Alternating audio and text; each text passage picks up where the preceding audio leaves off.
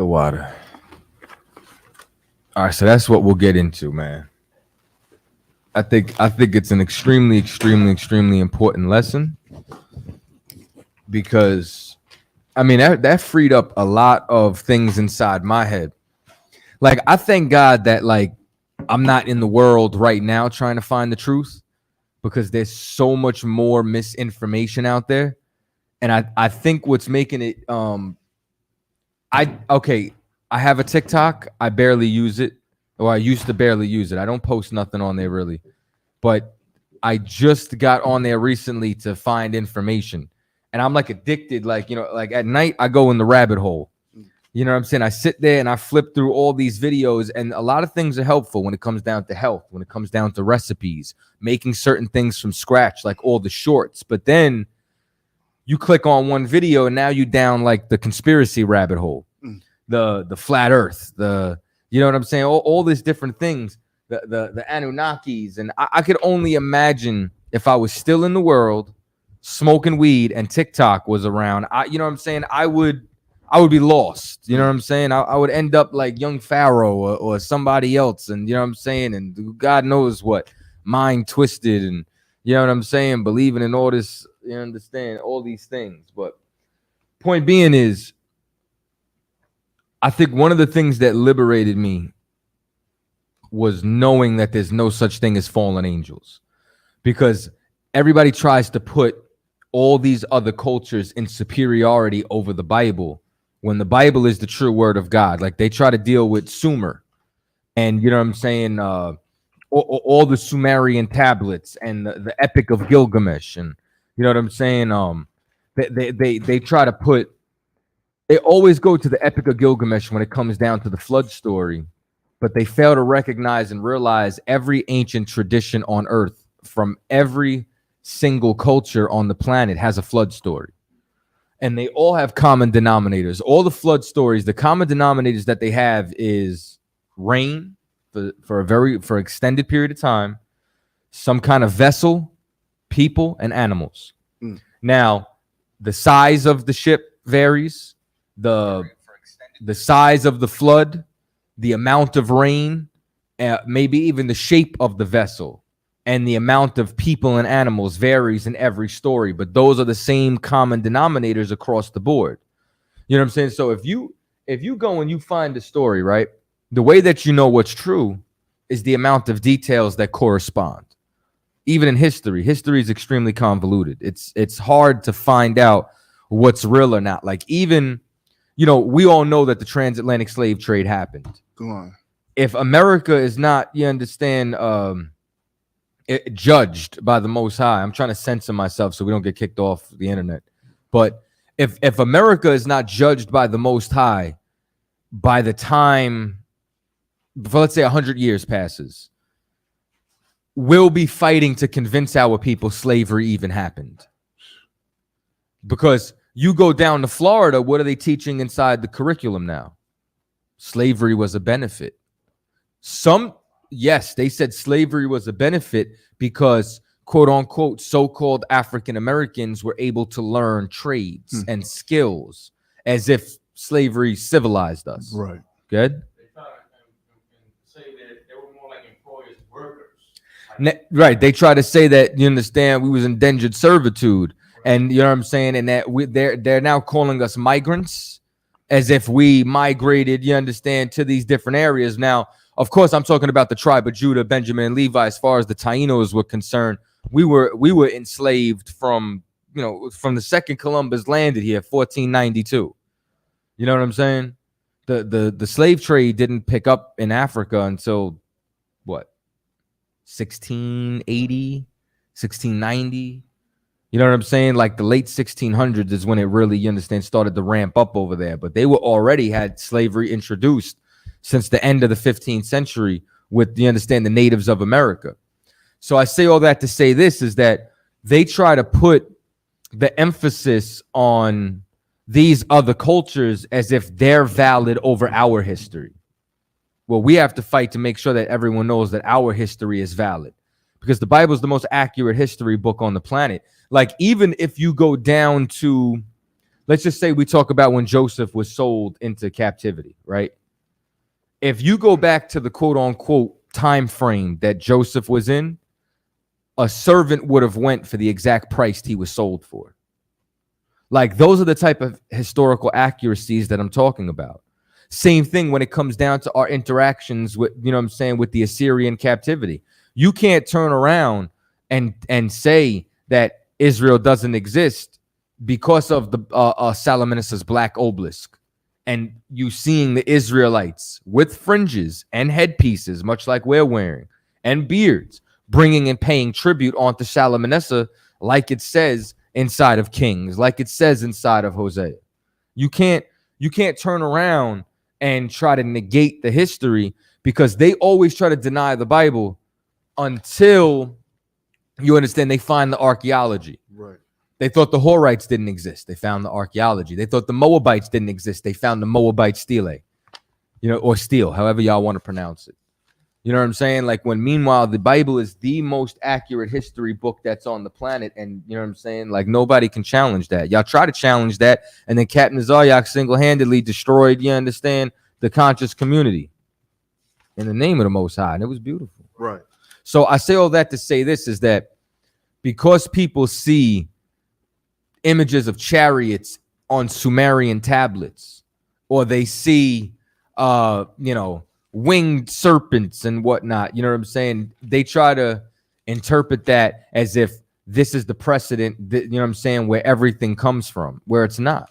Just like everybody had a flood story. You can't put the flood story just on the Sumerians when every other nation had one. Right. You understand? The difference is, though, if we were to put it up, the reason why I would say the Bible is more accurate than any other flood story would be for this purpose. Where's the prophecies in the Sumerian tablets that are still coming true to this day? Where's the, you know what I'm saying, the book, chapter, and verse in any papyrus, coffin text, pyramid text, anything in the Book of the Dead that told you that Russia was going to start World War III? Where is it? In the Tibetan Book of the Dead, where's the prophecy that explained our captivity? You can't find it. But yet inside the Bible, we find nonstop, you understand? Like, we literally know we knew that the Euphrates was going to dry up. Why? Because John, the quote unquote, and I'm not saying this in a negative connotation, I'm saying as what they call him, John the Revelator, got a revelation that the Euphrates was going to dry up. The Euphrates is drying up to this day. Y'all knew that was going to happen? And y'all knew that was going to happen at the same time Gog invaded Magog? Well, Revelation said that was going to happen. So if we're going to put the emphasis, I'm going to put my faith, I'm going to put my trust in the accuracy with the book that's been coming true and predicting the future for over 6,000 years. Y'all want to put your faith in these dead empires? That's fine. You understand? We're going to put our book in the Bible. And I say all that because one of the major things, as far as where I see fallen angels or people coming from the heavens and whatnot, is usually has to do with the Anunnaki and the Epic of Gilgamesh and the Sumerian tablets, when all of that is nonsense.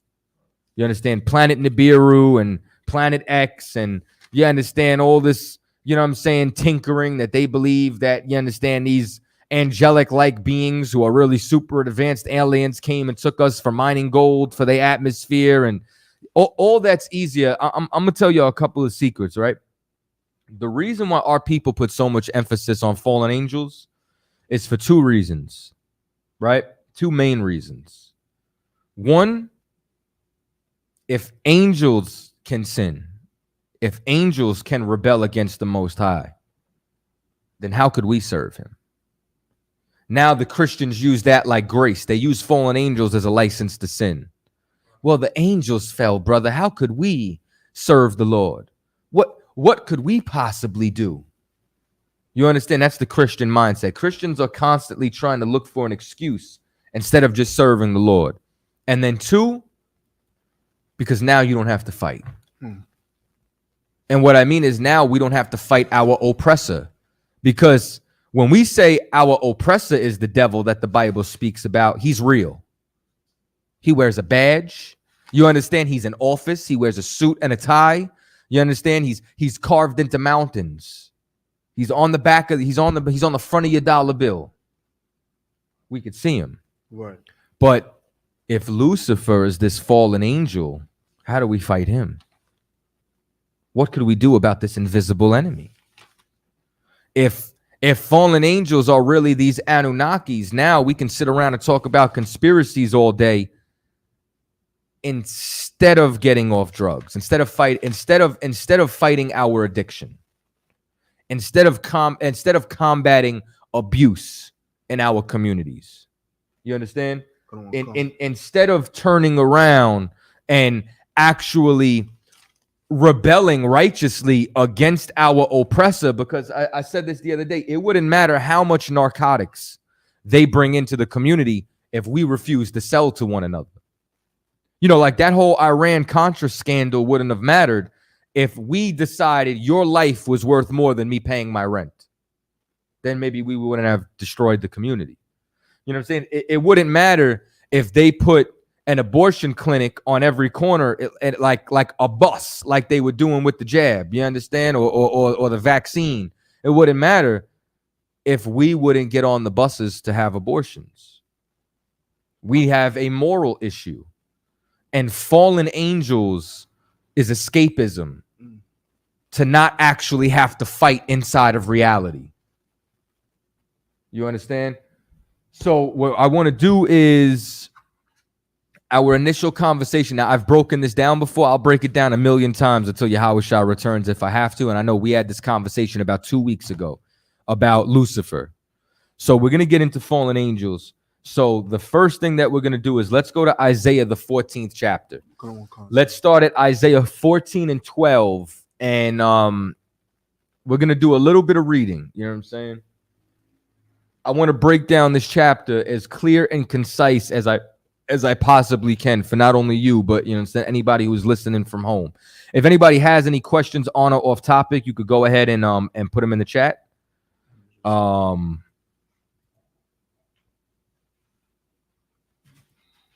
then we'll take it from there. Come on.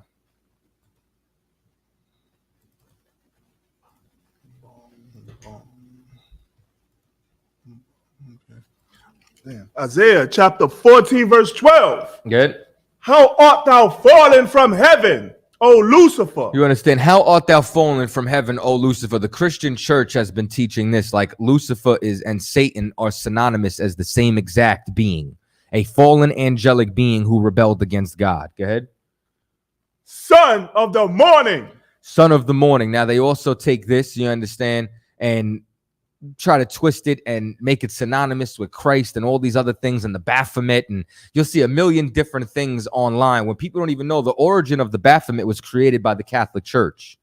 It was actually created to combat Muhammad because they were making fun of Muhammad. That's why the crescent moon is inside of it, because that's a symbol of Islam. They were saying like Baphomet by Muhammad. You understand? Like, I mean, this is for Muhammad. That's what the Baphomet was created for by the Catholic Church, to make people believe that, you know, it's basically to combat this new religion that was rivaling them. Good. Like, isn't that the thing? It has like the goat face. Yeah, with the goat head, the breast on it. You know what I'm saying? Like, that was really initiated by like the Jesuits and the Catholic Church, and you know what I'm saying? Like, when I say the Jesuits, you know what I'm saying? I'm talking about the subsect of the Catholic priests that became the Jesuits. You know what I'm saying? Which is basically like, if the Catholic Church is a government, the Jesuits would be their CIA. They would be the ones who infiltrate and destabilize governments and organizations, and you know what I'm saying, and try to manipulate, you understand, the world. All right? Go ahead, read on. How art thou cut down? Make sure the mic gets closer to you. How art thou cut down to the ground, which didst weaken the nations? You understand? Now, I'm going to break all of this down, but for now, I want you to just read everything together. So at first glance, if we just start here without any context, without understanding anything, it sounds like a fallen angel. Right. Go ahead.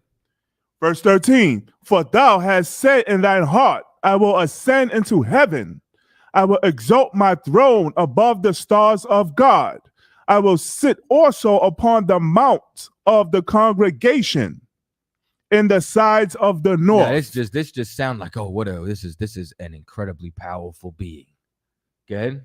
Verse 14, I will ascend above the heights of the clouds. I will be like the Most High. Verse 15, yet thou shalt be brought down to hell. Hell, because the problem is the Christian church has made you believe that hell is this alternate dimension that we go to when we die, as if we're not suffering enough here. Right. They want you to think that it's a red man with a pitchfork who's ready to unalive you. You understand? But we all know the red man on the earth who unalives us. You understand? Every single day. Right. Good. To the sides of the pit. Verse 16.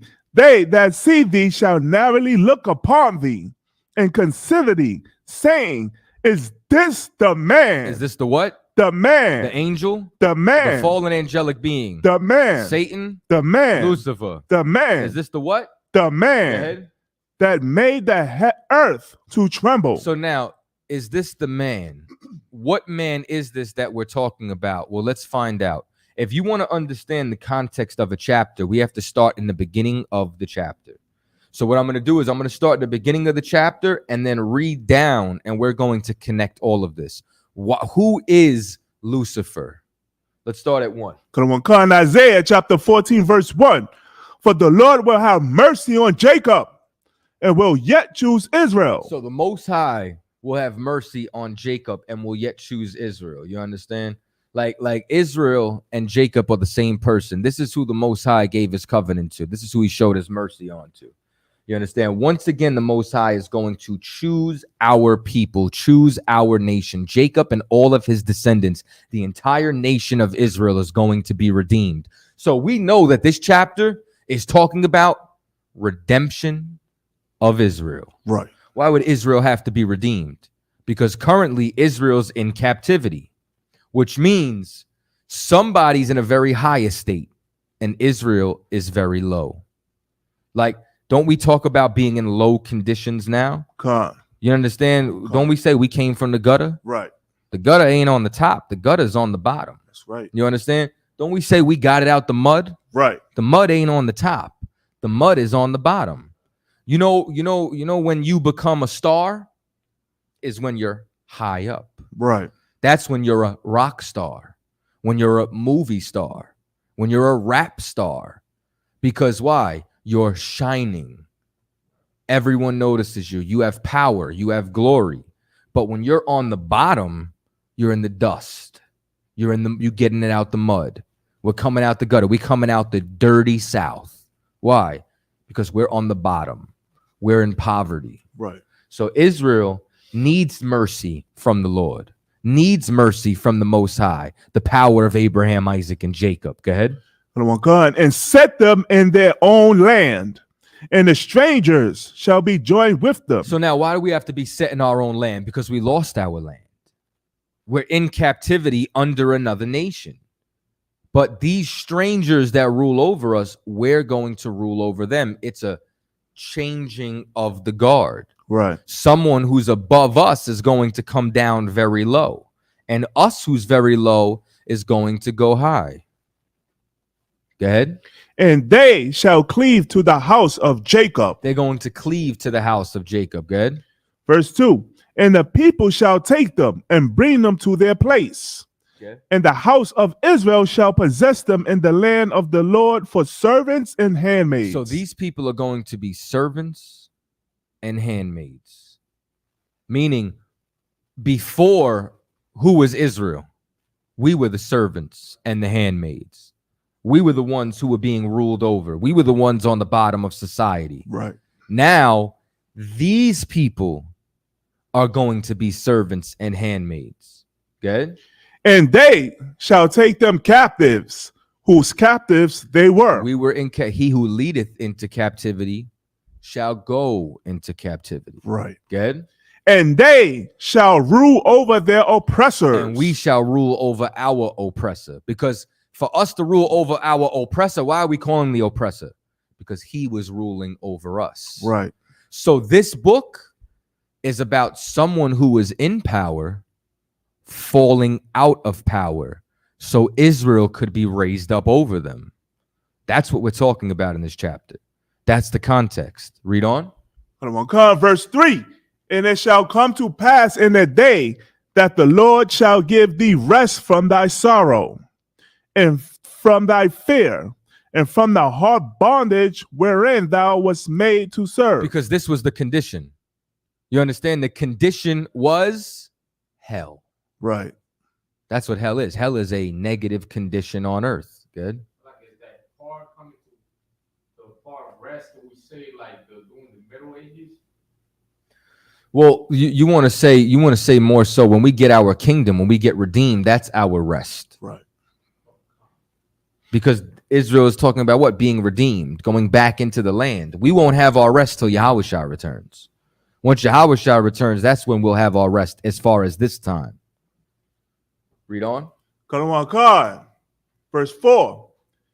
That thou shalt take up this proverb. This what? This proverb. This what? Proverb. When we're talking about how art thou fallen from heaven, O Lucifer, that's the proverb we're taking up against a man. What man? We're going to take up this proverb against who? Against the king of Babylon. Because who was ruling over Israel? The king of Babylon. Right. So who is living high? The king. The king of where? The king of Babylon. And the king of Babylon is Israel's oppressor. Right. And now this king is going to fall from his heights into a low condition because Israel is going to take them captives of whose captives we were. The man that it's talking about is the king of Babylon. Right. The ruling class of Babylon, the aristocracy of Babylon. It's not just talking about one person, and we're going to get there. This chapter is going to show you that Lucifer is the aristocracy of Babylon. Lucifer is the oppressor. Read on. And say, how have the oppressor ceased? How had the oppressor ceased? Who's going to take him out of power? Think about today, right? America's a superpower. Who could contend with America? America's had aerial superiority since what, the 1940s, since World War II? Yet World War II is when America became a superpower. You feel me? World War I, they really established themselves, but early on before that, America wasn't considered a global superpower in the world. They were building up.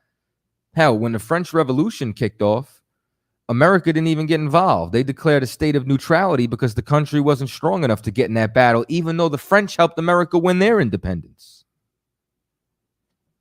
Read on. The golden city ceased. The golden city ceased because we're talking about all of these glorious things. You know, like New York is a golden city. Now, not for the impoverished, but, you know, have y'all ever heard of Billionaires Row? Mm-hmm. I mean, brother, you got buildings up there that are so tall, in the center of it, there's air pockets. Like there's literal holes for the wind to go through, because if they didn't build those pockets, the buildings would sway too much. And all you see is the elevator shafts. And it's nothing but billionaires. Y'all can Google. They got a building that they call it the Jenga building. And it looks like Jenga blocks. You understand? And there's a triplex penthouse that's at the top of it. You know what I'm saying? That you can rent if you want to stay there for, you know, thousands of dollars a month. You know what I'm saying? Because this is a golden city, man. Right. The rich live here. And a lot of the rich, listen, a lot of these, you understand, multi-million dollar apartments and penthouses are empty. 80% empty. They fill it just enough for tax purposes. That's it.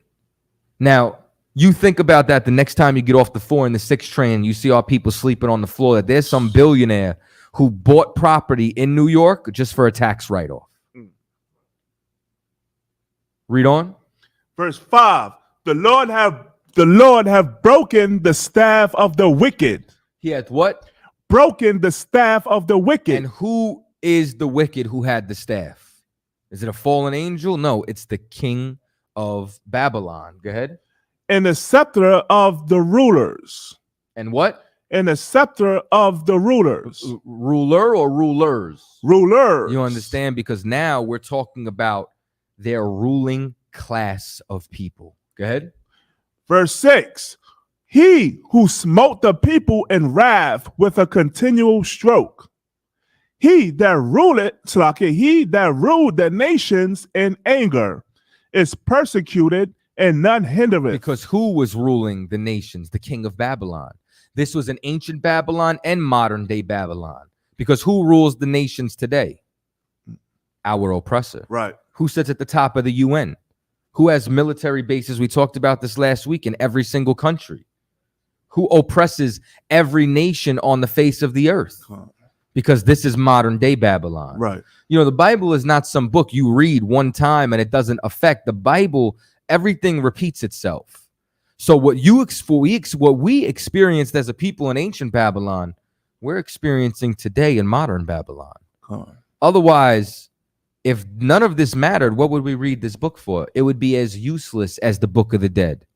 It would be as useless as the Epic of Gilgamesh. It would be as useless as all these other cultures' records, but this is our record, and this is how we get out of captivity. By looking inside here and seeing what we went through and turning back to the Most High because of it. Read on. Come, verse 7. The whole earth is at rest and is quiet. They break forth into singing. Go ahead. Verse 8.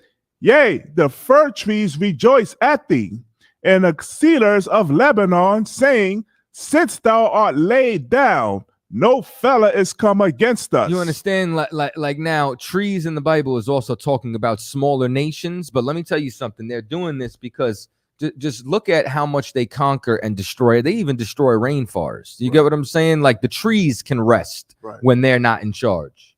You understand? And who are we talking about? You understand? Since thou art laid down. Who was laid down? The king of Babylon. Right. Go ahead. Verse 9. Hell from beneath is moved for thee to meet thee. Who? What hell from beneath? Meaning this low condition is now going to overtake you. Oppression is going to overtake you, just as you oppress the nations. Good. Salakia. Hell from beneath is moved for thee to meet thee at thy coming. It stirreth up the dead for thee, even all the chief ones of the earth. It have raised up from their thrones all the kings of the nations. You understand? And now what you're starting to see is that this is going to rock everybody. Good. Verse 10.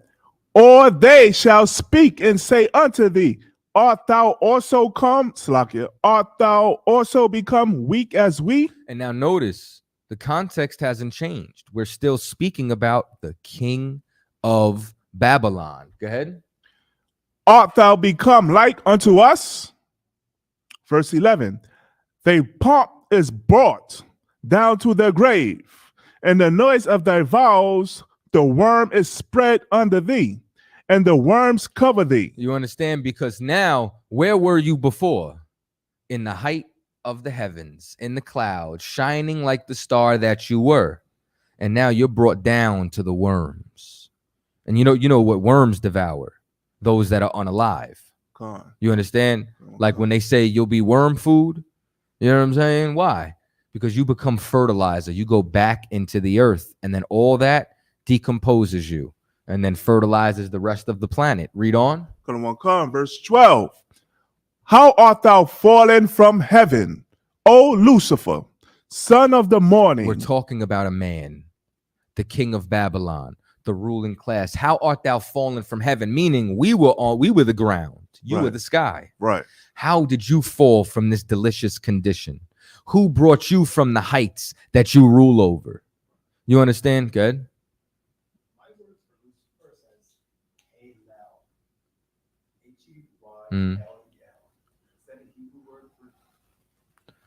I'd have to look and see which word it translates into Hebrew, because from what I understand, Lucifer actually comes from the Latin Vulgate, and it means light bearer. It's something that got added in, and the light bearer, it means the one who's shining. Right. You understand? Which is why it compares to the son of the morning. You understand? Or the star of the morning, which is the sun. because that's the brightest one, because that's what rules over everything. So, you know, it's, you know, you into music, you know what I'm saying? When he says like, you know, I call my brother son because he shines like one. You know what I mean? This is our euphemisms and expressions that we utilize. Right. So when it calls him the light bearer, it's because he shines so bright, it's like the sun. That's how powerful he was. That's how strong his kingdom was. Because does not America rule over the planet? Does not our oppressor collectively, when you look at, you understand which nations rule? That's because they're the ones who shine like the sun right now. Read on. Come on, Khan. How art thou cut down to the ground, which didst weaken the nation? So how do you come down to where these worms are? How do you fall from this delicious state that you did weaken the nations? Now, didn't we just read a minute ago? He said, the nation said, are you weak like us? Who did that? The king of Babylon. That's who we've been reading about. That's the proverb that we're reading about. Take up this proverb against the king of Babylon, not against the angel, not against, you understand, a celestial being. No, against this man. Right. Read on. Come on, Khan. Verse 13, for thou hast said in thine heart, I will ascend into heaven. You understand? And that's what they try to do today. They say they'll ascend into heaven. They'll ascend into the heights. They'll try to ascend into the heights, both physically, you understand, and metaphorically. That's why they try to build space stations. That's why they try to say we went to the moon. You know what I'm saying? We went to the moon in 1969, put the flag up there. That's why they say they're trying to colonize and re-terraform Mars. Which, you know what I don't get? If you're saying that Earth is messed up, I think Mars would be way more messed up than Earth. And now you want to terraform Mars to live there. Why don't you just terraform where we're at? We live here now. Right. You mean to tell me you can't fix where we're at? That argument doesn't make sense to me. You know what I'm saying? But what you're seeing here is that, you understand, he tries to exalt his throne, you understand, above the stars of God. Now, first of all, this is also manifold, because you have the literal stars that he tries to exalt himself above with the Space Force and NASA. And then you have the stars of God, which is us. When you read Revelations and it talks about that woman with the stars, with the 12 stars that were around her, that's the 12 tribes. We're God's stars. We're the Most High stars. We're the ones that the power, you understand, gave us this planet to be able to rule and shine over. Read on. I will exalt my throne above the stars of God. I will sit also upon the mount of the congregation. Who's the congregation? Israel's the congregation. Because what were we talking about? We were talking about how the Lord was going to have mercy on Jacob and choose Israel again, and we shall rule over our oppressors. Why? Because they were sitting on the congregation. The kings of Babylon were sitting on us. Where? In the sides of the north. Oh, and it just so happens we're in North America today. Right.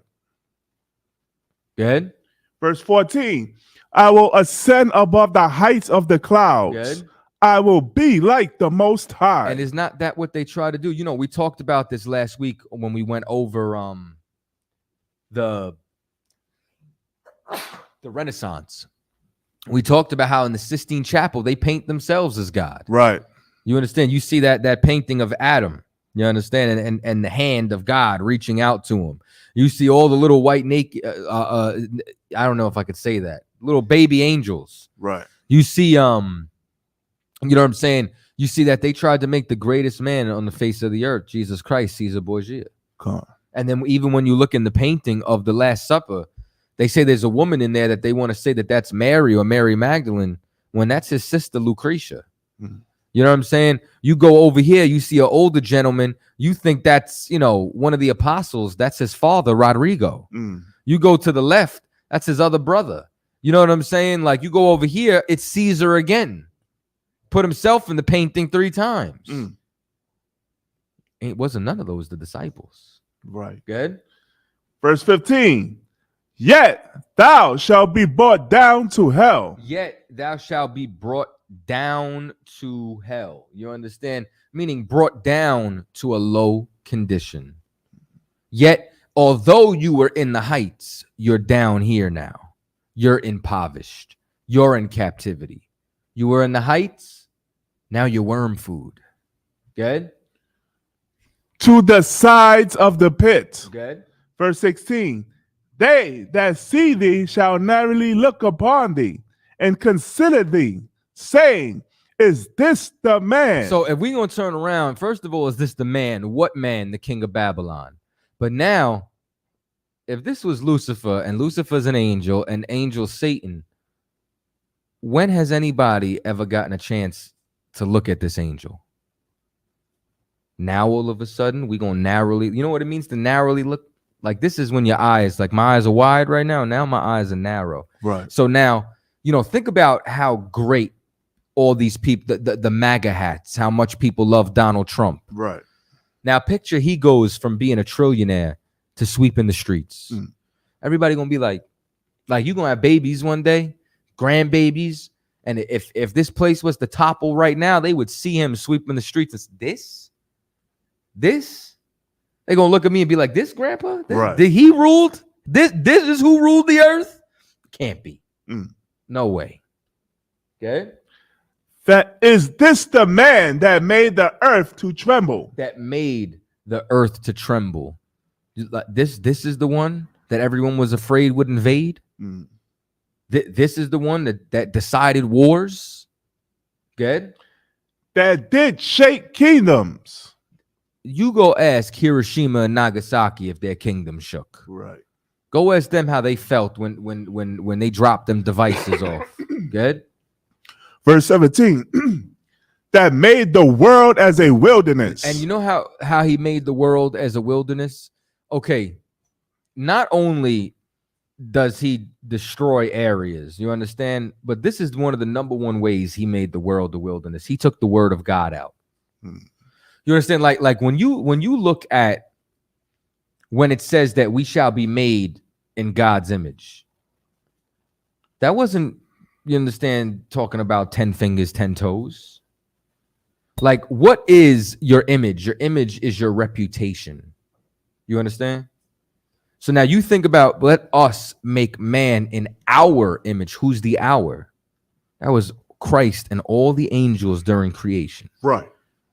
You know, the Most High said, let there be, and then it was created because he gave the order and they created.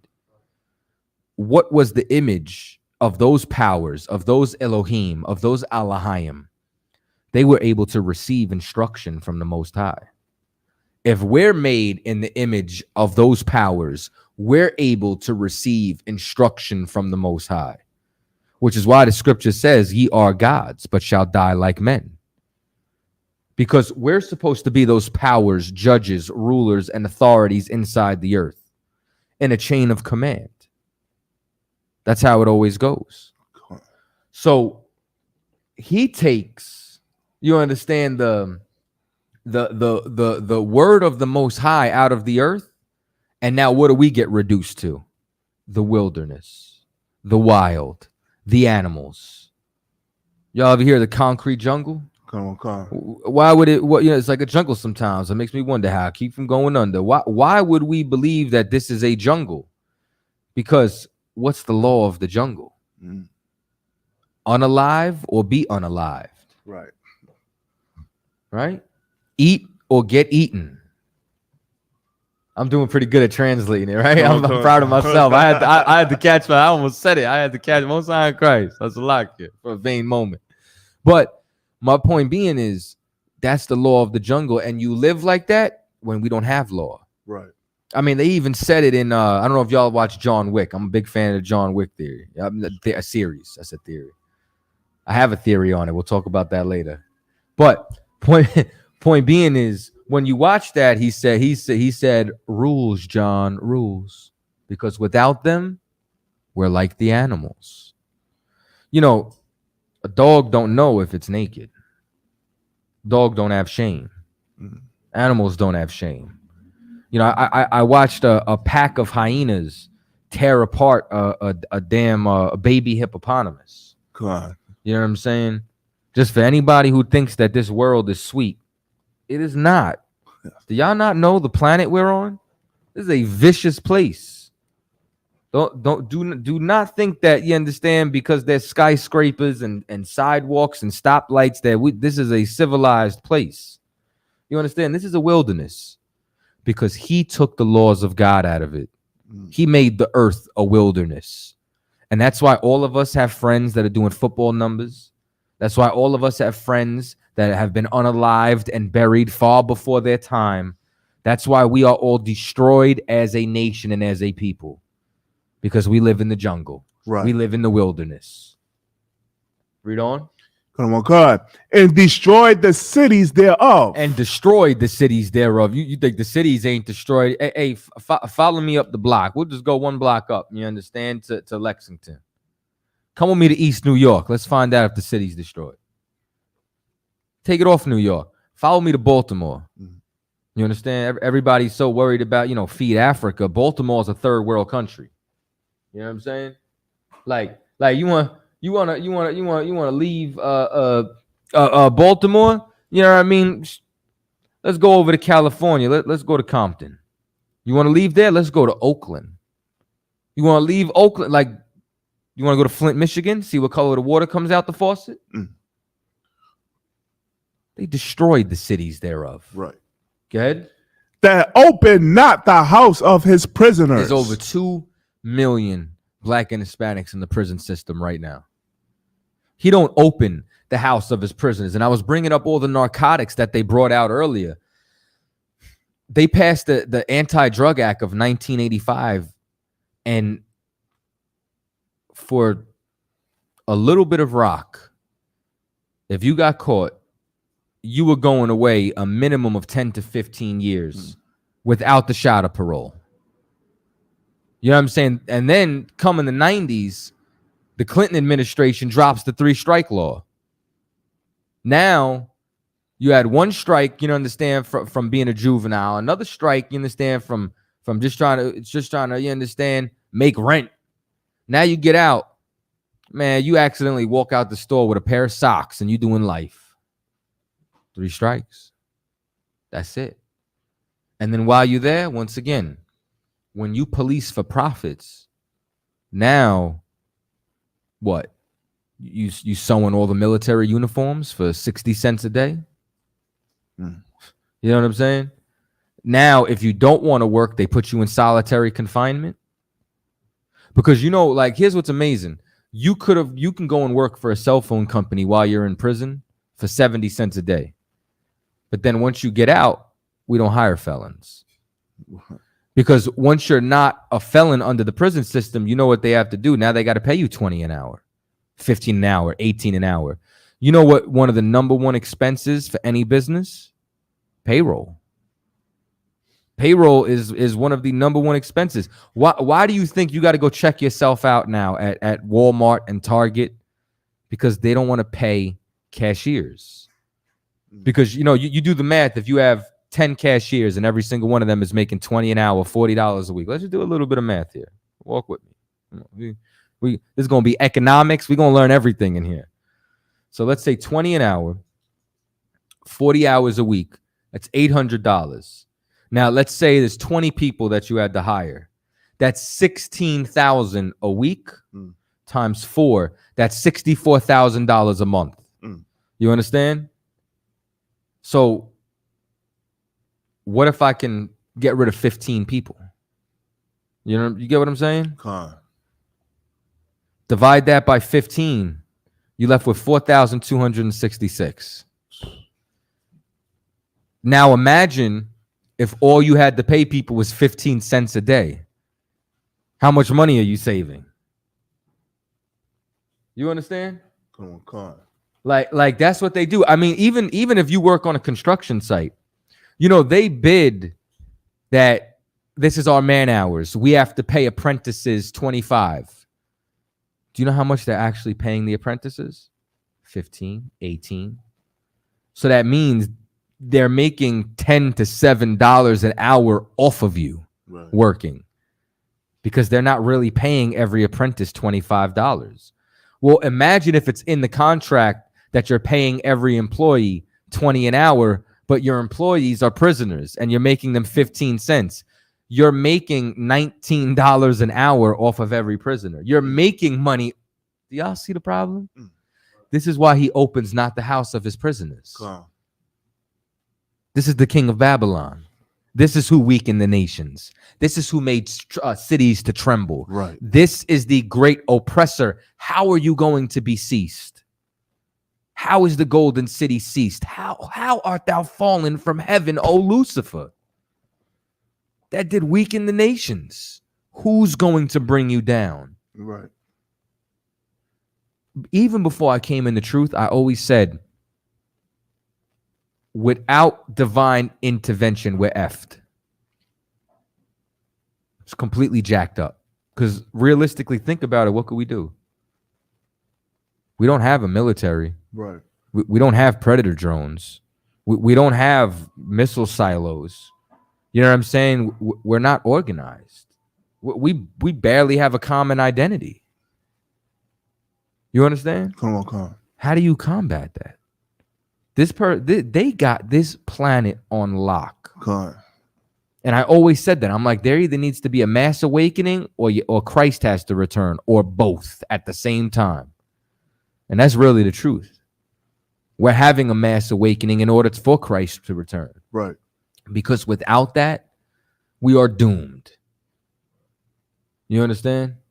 Without that, we'd be better off if AI took over. I think the AI would be more just than our oppressor that we have now. You understand? Right. Bring in the T12s and then the T16s. You understand? They be better. I don't think eggs would be $9. They would find some efficient way. You understand? Now, of course, I'm joking because we want to rule, but my point is that's how wicked our oppressor is. Right. Read on. Verse 18. All the kings of the nations, even all of them, lie in glory. And this is how you know that we're talking about more than one king. We're talking about the ruling class of Babylon. The king of Babylon, Lucifer, is these people, is this nation. And it's going to go on to talk about them plurally. Go ahead. I don't know if plurally is a word, but plural. Y'all get it. Go ahead. Come on. Everyone in his own house. Verse 19. But thou art cast out of thy grave like an abominable branch. Like it's nothing. Even though they look like they're in rulership, even though they live deliciously, they will be cast out like they're nothing. Good. And as the raiment of those that are slain, thrust through with a sword. And that's why they're going to meet the worms. Good. That go down to the stones of the pit, as a carcass trodden under feet. Worm food. Good. Verse 20. Thou shalt not be joined with them in burial. Because they go into Sheol. You understand? Like a proper burial, you understand, is people gathering, anointing the body, wrapping you in linens, and putting you somewhere in a marked grave. Right. Not being joined in burial, you understand, is cremation. Is a mass grave, is just unmarked grave, is just being cast off like the wicked. Nobody loves you. Nobody cares when you go. You will not be remembered. Go ahead. Because thou hast destroyed thy land. Good. And slain thy people. Good. And the seed of evildoers shall never be renowned. Y'all can carve your face into whatever mountain you want. You could put your face on all the dollar bills you want. You could write all these history books and manipulate history. Nobody is going to remember y'all. Just like how many pharaohs can't they find? How much history is destroyed from Egypt? Right. You understand? How many records have been altered? How much history is there a void of that nobody knows? That's going to be this place. Good. Verse 21. Prepare slaughter for his children. For who? For his children. Now, why would it be talking about the children? This is always when our oppressors' children come up. I didn't do it. I didn't own a slave. Right. Yeah, but you're a benefactor to the crime. Right. You understand? If I steal a wallet and you spend it, we both go down for the same crime because you're a benefactor. They are a benefactor of hundreds of years of intergenerational wealth and this system that strictly benefits them. And every decade, they find a new way to oppress us. Good? For the iniquity of their fathers, that they do not rise, nor possess the land, nor fill the face of the world with cities. It's going to be illegal for them to be landowners one day. That's right. They're not going to be able to spread like that. Good? Verse 22. For I will rise up against them, saith the Lord of hosts, Good. and cut off from Babylon. From where? From Babylon. No, from Hades. From Babylon. From hell. Babylon. You're good? The name and remnant and son and nephew, saith the Lord. That's what the Most High said. And you know why? Because for you to have a nephew, your father has to have a brother, meaning you got an uncle. Your uncle has to have a wife. That's how you understand you'd have a nephew, which means your kids got cousins. Right. That's how you know it's talking about a family. That's why it's mentioning the kings. That's why it's talking about these people, our oppressors. Because this whole thing is a proverb against the king of Babylon. This is not talking about fallen angels. Okay. You understand? I hope that's clear as day. Most High Christ. Any questions in the chat? Sir.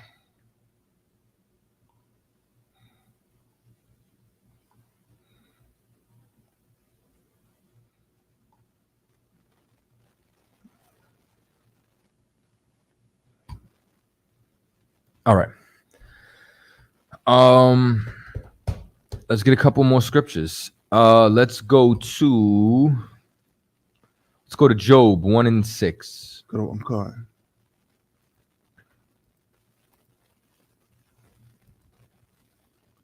Job chapter 1 verse 6. Now there was a day when the sons of God came to present themselves before the Lord, and Satan came also among them. Let's read that again. Now there was a day when the sons of God came to present themselves before the Lord, and Satan came along with them. So now the sons of God is talking about the angels. Where is this? This is before the throne of the Most High. The angels came up there, and guess who else was present? Another angel. Satan came before the Most High. Now, why is it separating Satan from the sons of God? Because Satan is who we're talking about. You understand? If this would have been Gabriel, it would have said, and Gabriel was also present amongst them, because this is who we're talking about. But I thought Satan was cast out of heaven. Wasn't that what he was doing on earth, tempting Adam and Eve? What is he doing back? Ain't that what the Christian church says? Oh, he was cast out of heaven. How art thou fallen from heaven, O Lucifer, right? No, Lucifer's the king of Babylon. This is actually the spirit Satan. Here he is. And he comes also among them. Good. Verse 7. And the Lord said unto Satan, whence thou comest? Now, Most High says, from when thou coming, meaning there's a word, if you're a soldier in here, that you'll learn. Report. Where have you been? What have you been doing? Good. Then Satan answered the Lord and said, from going to and fro in the earth. From what? To and fro in the earth. Did Satan say, mind your business? Does he sound rebellious? Does he sound like he's fighting? No, the Most High said, report. I've been going to and fro in the earth. Good. And from walking up and down in it. Been going all over. I've been doing what you asked me to do. Good. Verse 8. And the Lord said unto Satan, hast thou considered my servant Job? So now, you've been in the earth. You've been walking in it, going to and fro. Did you consider Job yet? Did you meet him while you were in it? Good. That there is none like him in the earth. A perfect. What? And a perfect. What? A perfect. No, we can't be perfect. What was Job? Perfect. Go ahead. and an upright man. Perfection is achievable. Perfection is obeying God perfectly. But once again, when it comes down to fallen angels, what are Christians trying to do? Have a get out of sin free card. Right. You understand? Because you can't be perfect. We all fall short, brother. Good. One that feareth God and escheweth evil. Who stays away from evil. He fears the Most High. Good. Verse 9, then Satan answered the Lord and said, doth Job fear God or for naught? Yeah, but does he fear you for nothing? He's posing a question. He's like, okay, you want me to consider Job? I have an argument, though. This is Satan's job. Satan's job is to go before the Most High and make an argument against you. Good. Verse 10, hast thou not made an hedge about him? Now, what's a hedge? A hedge is a border, is a fence, meaning you're protecting him. Good. And about his house, and about all that he hath on every side. Now, if Satan is so rebellious, first of all, I thought he was kicked out of heaven. No, here he is. And if he's so rebellious, why don't he just hop the hedge? Why does the hedge matter? Because let me tell you what Christians do. Christians don't respect the Most High. They don't fear the Most High. Really, when you say that there's fallen angels, you're disrespecting the Most High. You're saying he don't have his house in order. Right. You're trying to say he's not the Most High power, as if any other power can challenge him. I don't see Satan challenging him. I don't see a battle. I don't see a fight. I see a soldier having a discussion with his superior. Go ahead. Thou hast blessed the work of his hands, and his substance is increased in the land. Go ahead. Verse 11, but put forth thine hand now, and touch all that he hath, and he will curse thee to thy face. Go ahead. Verse 12, and the Lord said unto Satan, behold, all that he hath in Slakia, behold, all that he hath is in thy power. Here's the Most High giving him permission. Do you think that you need to give a criminal permission? A criminal just breaks the law. Right. You understand? Who's some famous criminals even in America? You think Jesse James needed permission to rob the bank? He just went and did it. So you mean to tell me Satan's now going to obey the Most High? Is that what's about to happen? Good. Only upon himself. Only meaning stipulation. Good. Put not forth thine hand. This is an order. Good. So Satan went forth from the presence of the Lord. So when Satan goes forth, guess what? He touches everything but Job, and then comes back and gives another report, and then comes back and gives another report. Why is he going back and forth between heaven so freely if he's casted out? Because maybe you don't understand Satan's job, Christians.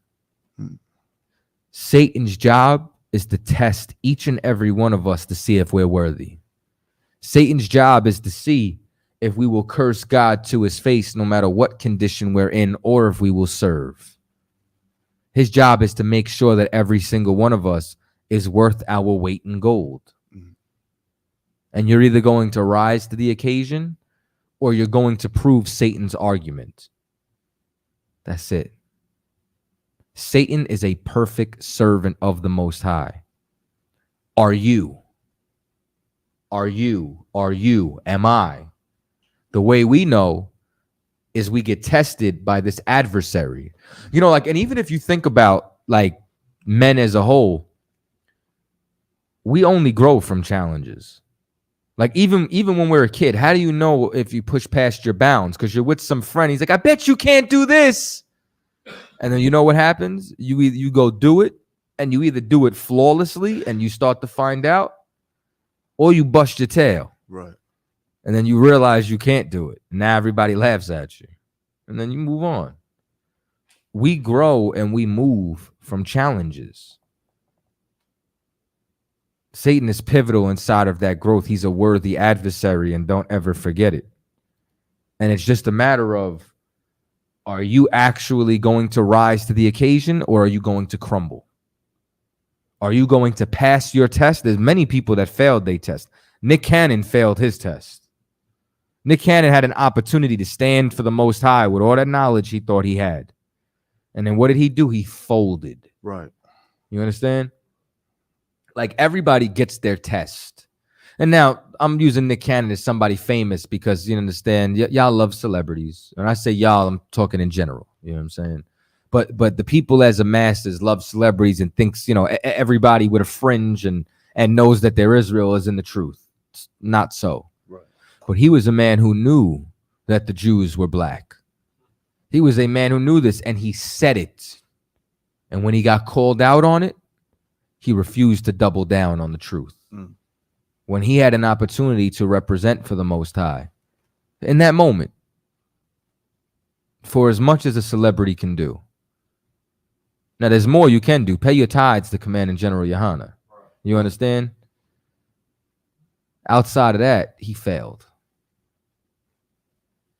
So what you see here is that Satan is actually a perfect soldier. It's just about, are you going to obey the Most High, or are you going to obey Satan? Like, even when you hear the term like unclean spirit, an unclean spirit is not a spirit. How does a spirit get dirty? Is there dirt in the fourth dimension? Mm. Is there dirt? Maybe y'all like spirit realm. Sounds spooky to me, but is there dirt in the spirit realm? Is that what it is? How does a spirit get dirty? No. You pollute yourself. You become unclean if you listen to that spirit. So if there's a spirit trying to get you to do something filthy, the spirit isn't dirty. You are if you obey it. That's what makes an unclean spirit, because the spirit's job is to make you unclean, me unclean. So what do we have to do? We have to fight our flesh so that our body doesn't become a vessel for that spirit. So that the only thing that the spirit that we obey is the one that serves the Most High, is the Holy Spirit. That's what the Holy Spirit is. The Holy Spirit is like the Most High's vibe. Huh. You understand? It's his will. It's his desire. It's, you know what I'm saying? Like, how do you know if somebody got team spirit? They gonna be at the game. They gonna be with a green foam finger, a Jets jersey, and they gonna be going Jets, Jets. You sound like a Giants fan. You don't even care about it. I'm joking though, of course. You know what I'm saying? But Captain Zaryak, unfortunately, is a Giants fan. You know what I'm saying? It's all right. It's all right. We agree in Christ. we agree in the Most High. You know what I'm saying? Outside of that, though, and I joke with, I make fun of him. I tell him, you've been a Giants fan since 2008. You know what I'm saying? He gonna say, boy, you crazy like that glue. That's what's usually gonna happen. But point being is, how do you know if someone has the Christmas spirit? They're gonna wear the ugly ass sweater. Right. You know what I mean? They gonna put the tree up, deck it out with tinsel and ornaments, and put the star at the top of the tree. You know what I'm saying? Play that Mariah Carey song. You know what I'm saying? And you know what's crazy? That's not even the most streamed song ever. Do you know what the most streamed song ever is? What would you think it is? I think it's Jose Feliciano. Nope. The most streamed, it might only be on YouTube, but this song has a record. Anybody want to take a guess? So, like I said, are we talking for the Christmas? No, just in general. Fine. Christmas, I think it's White Christmas. Most streamed song. I'm gonna tell y'all. It's Baby Shark. Oh. Yo, you don't got kids, grandkids? That's why, yo. You know what I'm saying? Baby Shark is the most streamed song ever. Real talk. Just a fun fact. You know what I'm saying? Y'all know I like music. But my point being is, that's how you know if somebody has the Christmas spirit. They put it on. Well, how do you know if you have the spirit of the Most High? You understand? Like the spirit is what you do. You understand? You're going to obey the laws. You're going to go to the Passover, going to pay your tithes. You're going to never eat pork. You understand? Right. Rock your shield, fringes. You understand? This is my jersey. Right. You understand? This is my team. Right. And you know, because when you see me, I'm representing. You understand? Nah, it's not a Michael Jackson song. Nah. Even though I don't think there'll ever be a bigger artist than Michael Jackson. Right. Ever. You know, there's a sidebar, another fun fact. You know, there's a prison. I don't know if it's in China or somewhere, that the warden was such a fan of Michael Jackson. If the prisoners would reenact Michael Jackson's music video, they would get reduced sentences. Damn. So you got like a whole bunch of prisoners in the yard doing the Thriller dance, and I'm not playing, bro. Like if you ain't gotta Google it now, but you can go Google it and you can find it. I don't know if it was in China or Japan or Korea, one of them countries. You know what I'm saying? Like you'll see a inmate in like a wolf mask and an inmate in like a blonde wig. You know what I'm saying? Like pretending to be the woman running from the Thriller. Crazy. But my point being is, that's how you know what spirit you're in, and that's the spirit that you always want to be in. Right. All right. Let's drop that. Give me Psalm 78 and 49. Come on.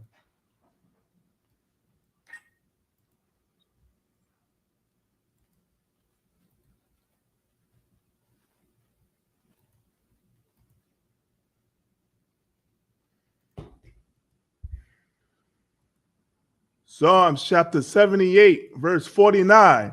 He casts upon them the fierceness of his anger, wrath, and indignation, and trouble by sending evil angels among them. By sending what? Evil angels among them. Who sent these evil angels among them? The Most High. The Most High controls everything. Hold where you're at. Give me Isaiah 45 and 7. Come on. You understand? Like the Lord created absolutely everything. Our power created good and created evil. And sometimes evil is not in the context of wickedness or sin. You don't want to think like the Most High sins. You want to think evil like the evil that comes with judgment, the punishment. When he sends an evil angel, he was talking about the plagues that he sent to Egypt. So when all those locusts came in, an angel brought those locusts in. Right. When the hail came down and destroyed all the crops and the cattle, an angel did that. Just like angels were the one who what? Destroyed Sodom and Gomorrah. So those are spirits of wrath and vengeance, evil angels that the Lord uses for judgment. Just like the angel of death. Everybody acts like you think death is the most amazing thing in the world, then why does everybody cry? The Lord has an angel who controls death. God. There's a spirit behind everything. And just like those spirits answer to the Most High, so does Satan. Because every spirit has a purpose and every spirit has a master. That master is the Most High power. Read that. Isaiah chapter 45, verse 7. I form the light and create darkness. The Most High creates light and darkness. Go ahead. I make peace and create evil. Meaning the peace is the state that you're in when you obey him, and the evil is the state that you're in when he sends these angels to wreck your life. That's what Jacob's ladder is. Jacob's ladder is the angels go up, and you ever notice that it's Jacob's ladder? It ain't Moab's ladder. Right. It ain't Esau's ladder. Right. Why is it Jacob's ladder? Because Jacob shall I love. I shall yet again choose Jacob, and on Israel shall I have mercy. Because that's what this book is all about. That's right. You understand? And it says, I, the Most High, do all these things. The Most High does all of these things. And you know how he does it? Through these spirits. Any questions? That scripture you said, it was last week, you said the angel, when he pulls out the sword, and something about that's how death comes? Or something? That's going to be in either First Chronicles 21:1 or Second Samuel 24:1. It's inside of those stories, but let's go there. Let's go to First Chronicles 21:1 just to show you something real quick. Come on, come on.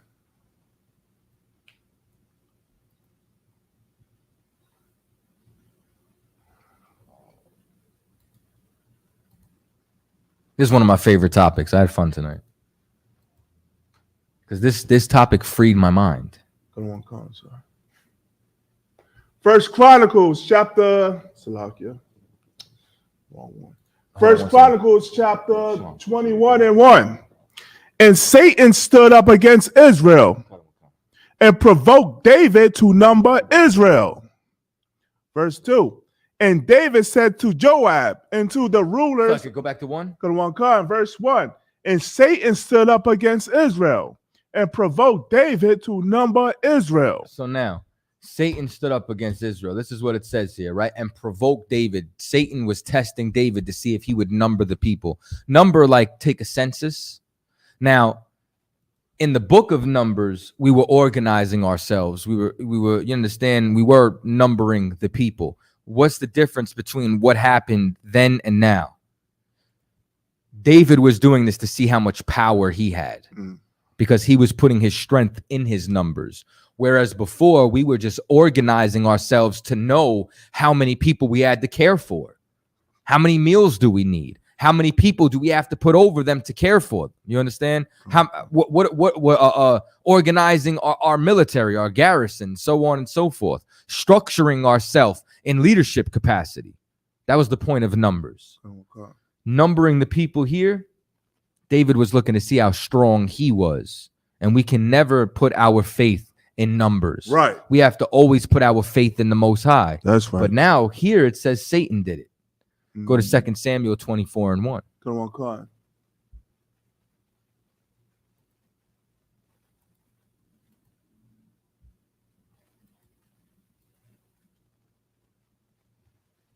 Second Samuel chapter 24:1. And again, the anger of the Lord was kindled against Israel, and he moved David against him to say. He said he moved him. It said, and again, the anger of the Most High was kindled against Israel. And he moved David against them to say, go number Israel and Judah. But in the account in Chronicles, it said Satan did this. Here it said the Most High. Why? Is this a contradiction?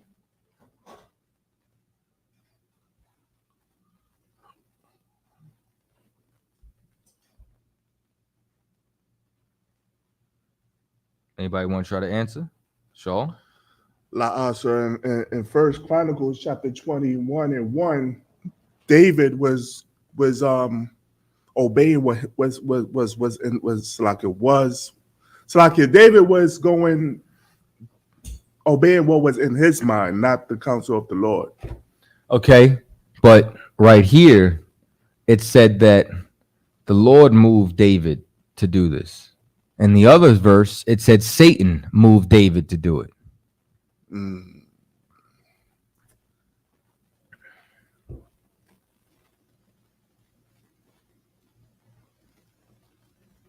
Give y'all a chance.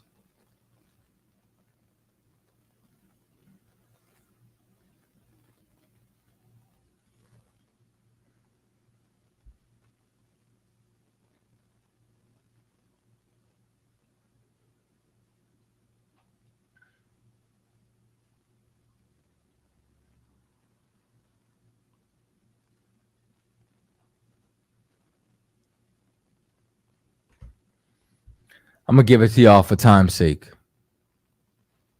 The Most High sent Satan to do it. Satan's obeying the Most High's orders. That's what we learned about in the book of Job. God. So if it says Satan did it, Satan doesn't do anything without orders. Right. If it says the Lord did it, the Lord is not actually doing it. He's sending someone to you to do it. Right. Think about it like this. Who unalived Osama bin Laden? Barack Obama gets the credit. Right. Did he go out there with a M16? La. Who did? SEAL Team 6. Right. If I say SEAL Team 6 unalived Osama bin Laden, am I correct? If I say Barack Obama unalived Osama bin Laden, am I correct? Because who gave the order? The president gave the order. Who gave Satan his orders? The Most High. You understand? That's the chain of command. I'm going to give y'all one more just to show you how this works, and then we're going to end it. Give me Jonah 3 and 1.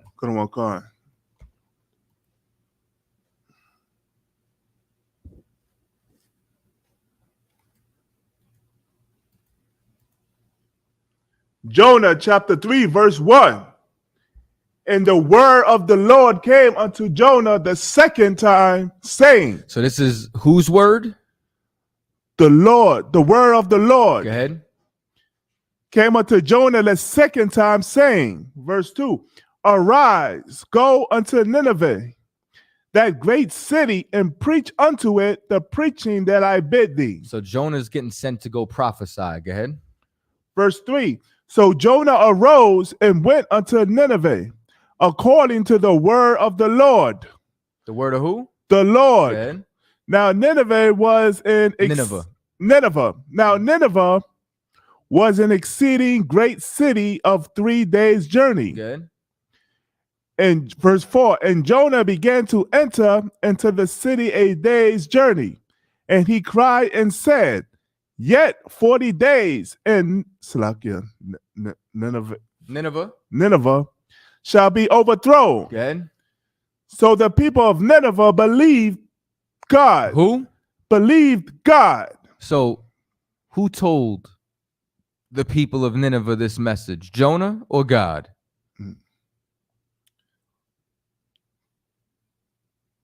Huh? It was the Most High. It was the Most High. Did the Most High come down and tell you physically?